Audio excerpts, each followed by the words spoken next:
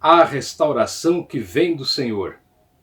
Todos nós precisamos da restauração de Deus. Em nossas vidas, assim como acontece em alguns desertos da vida, onde no período de estiagem tudo fica seco e aí vem as chuvas e a vegetação milagrosamente reaparece restaurada, a restauração de Deus é exatamente como a chuva que chega depois da longa estiagem. E o período seco, embora difícil, também é muito importante em nossas vidas. Pois é durante sua passagem que somos ensinados por Deus e moldados em pessoas melhores. Também é nesse período que costumamos incrementar nosso contato com Deus. Orando, jejuando, é quando vemos nossa fé ser fortalecida. Esta é a lição 13, quando Deus restaura o justo.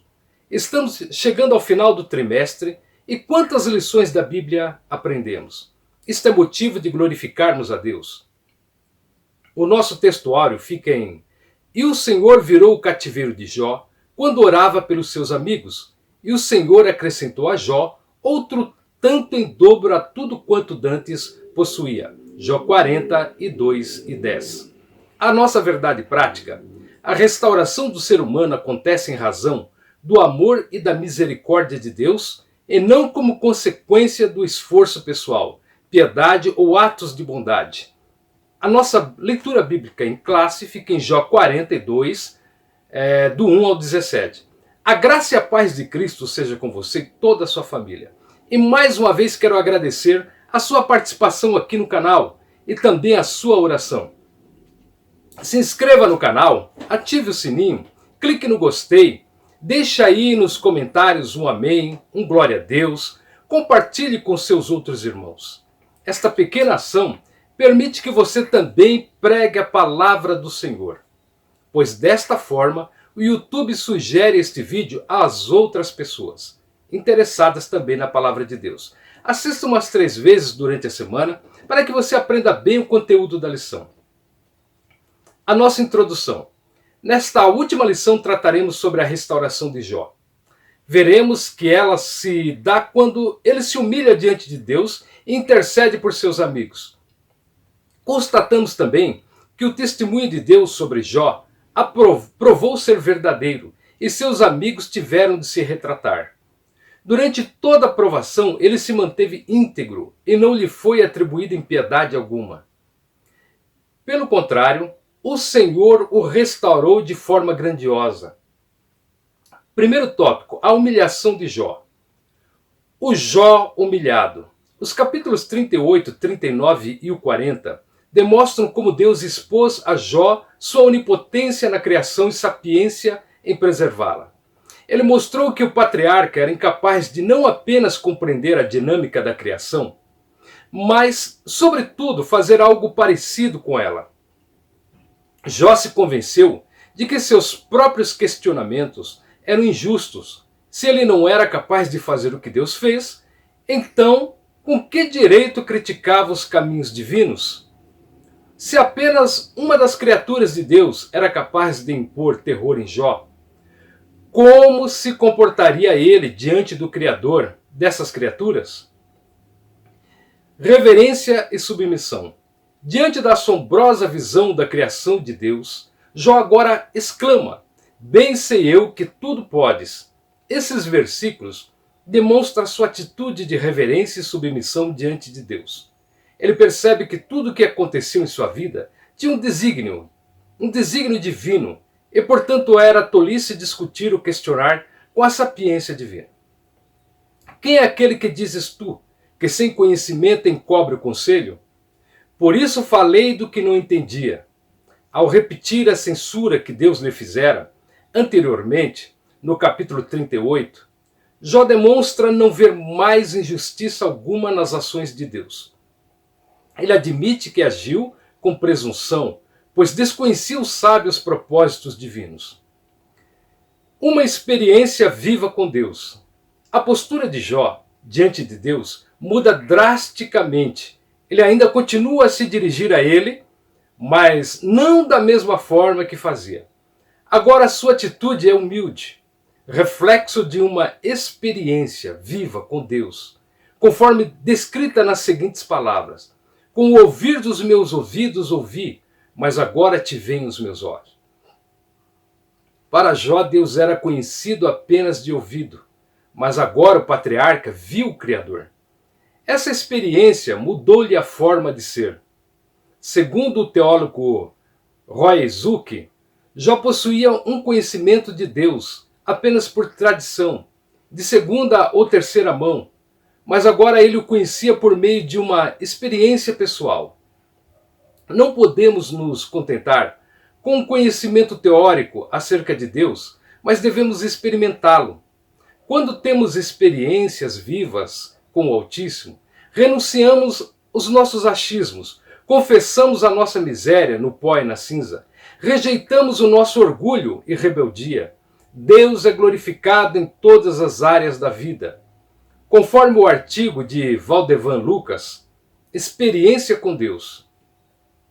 No que consiste uma experiência com Deus? A Bíblia nos apresenta a história de um homem chamado Jó, que teve uma experiência de vida incrível. Iremos nos ater apenas aos versículos 5 do capítulo 42. Do livro bíblico que conta a sua história, encontramos a seguinte mensagem: Eu te conhecia só de ouvir falar, mas agora os meus olhos te veem. Esta passagem nos faz pensar profundamente no que seria conhecer a Deus. No entanto, através do seu contexto, podemos ter a ideia clara da mensagem que ela quer nos apresentar. Conhecer a Deus é algo que vai muito além da cognição, do intelecto. Conhecer a Deus é algo que se dá através da nossa experiência pessoal com Ele. Vivemos hoje em um mundo tão imediatista que muitas vezes nos falta tempo para aquilo que muito nos interessa.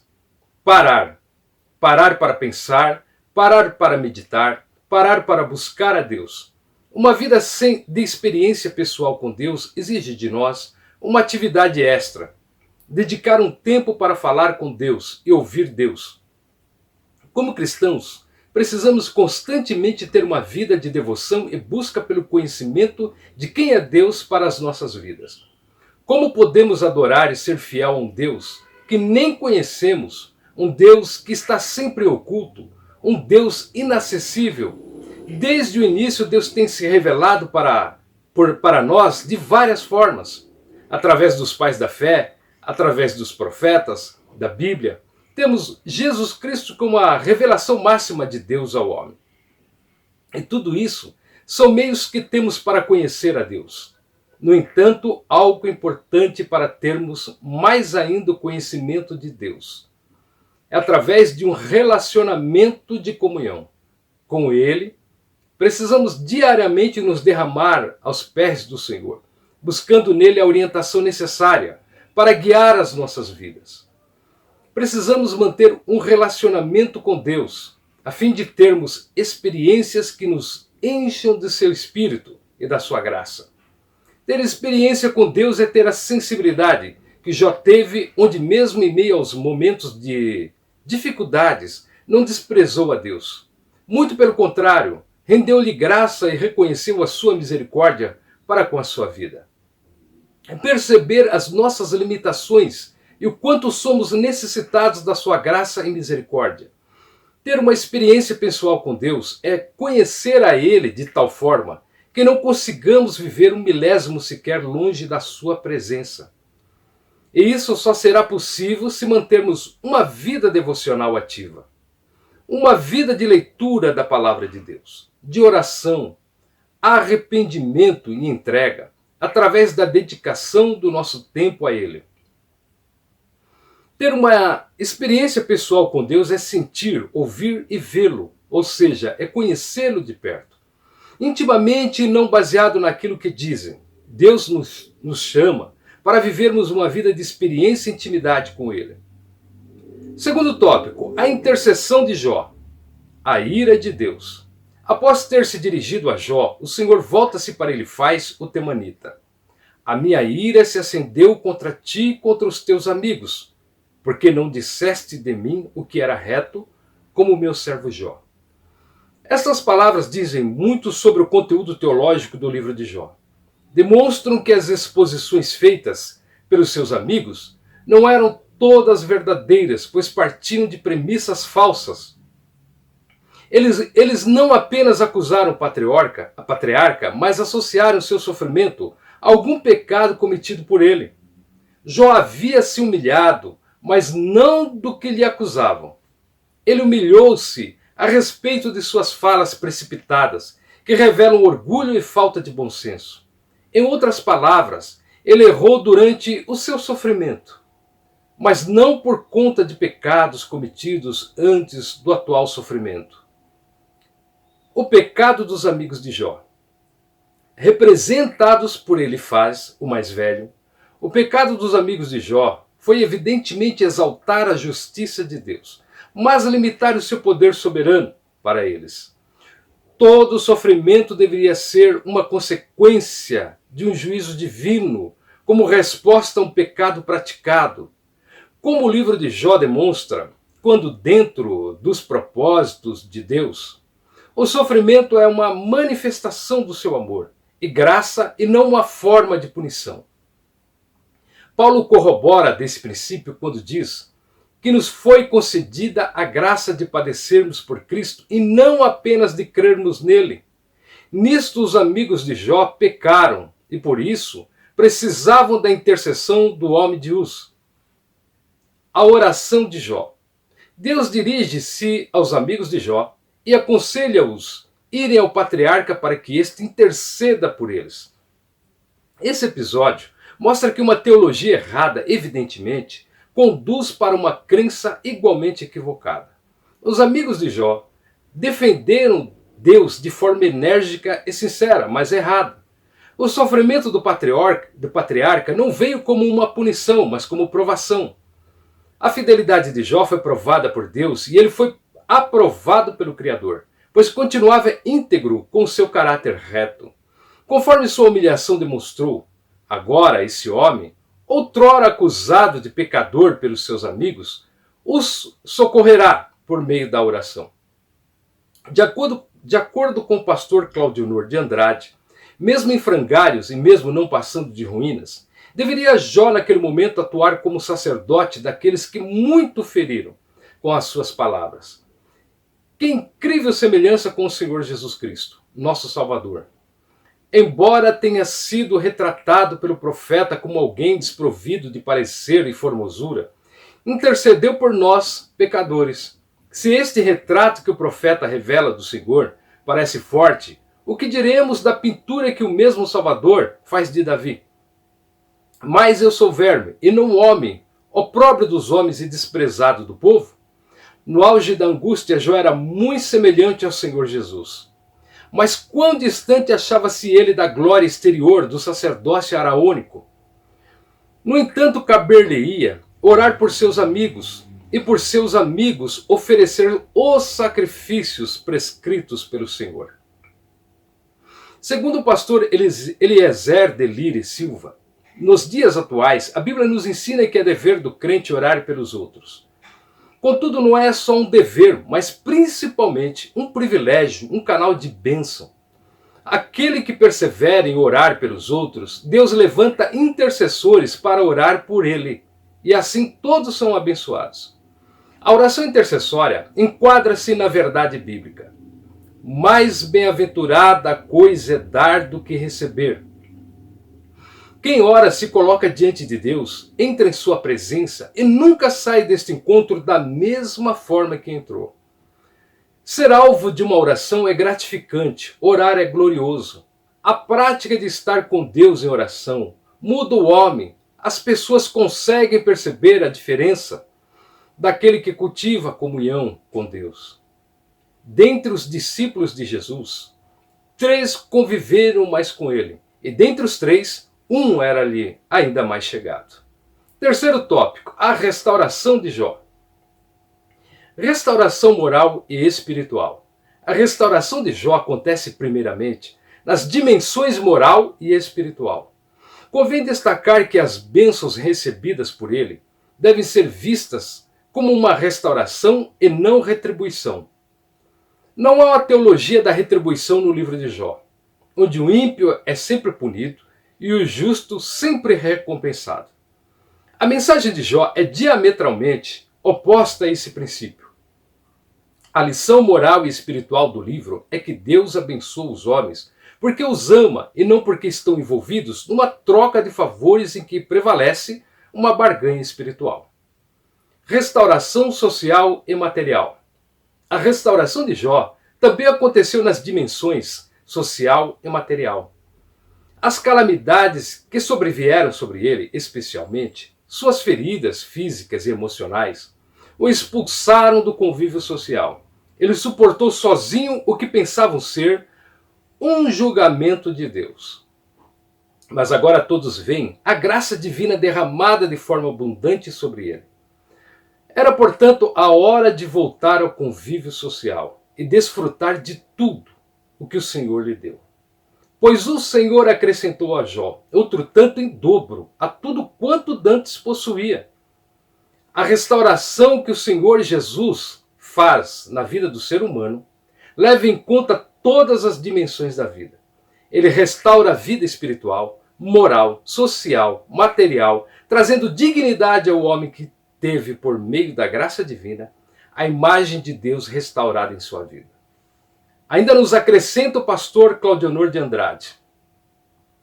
Afirmou um crítico literário certa vez que dois são os defeitos do livro de Jó.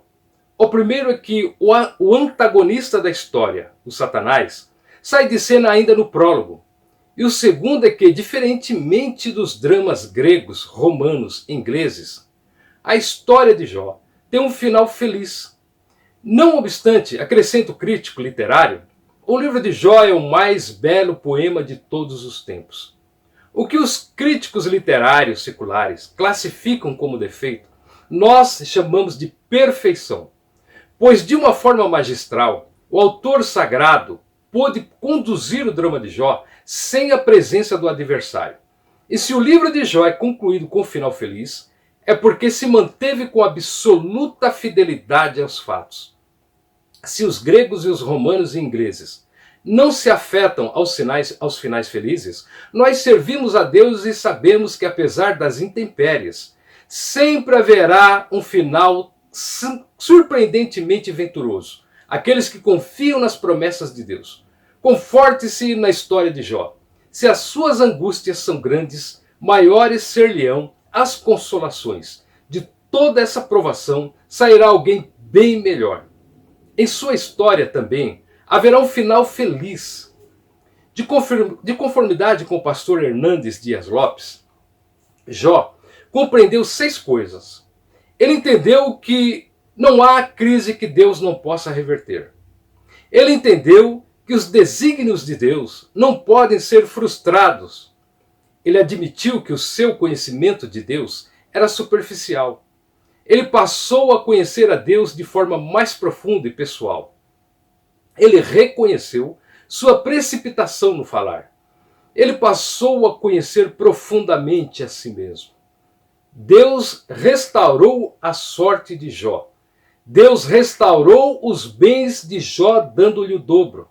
Deus restaurou a saúde de Jó. Deus restaurou o casamento de Jó. Deus restaurou os filhos de Jó. Deus restaurou os amigos de Jó. E Deus pode restaurar a sua vida também.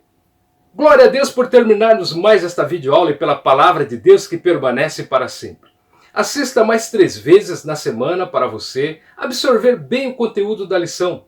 Se inscreva no canal, ative o sininho, compartilhe, deixe aí um comentário incentivador, um amém, um aleluia, um glória a Deus. Dessa forma o YouTube oferecerá esta aula às outras pessoas que estão interessadas também nesse assunto. Com esta ação você estará pregando e levando a palavra do Senhor a outras pessoas junto com a gente. A próxima lição é a número 1. A pessoa do Espírito Santo. Primeiro trimestre de 2021, aprenderemos sobre a doutrina do Espírito Santo e as verdades pentecostais. Comentário do pastor Ezequias Soares. Até a próxima lição, se Deus quiser. Deus abençoe a sua casa, a sua família, a sua vida e um feliz Ano Novo.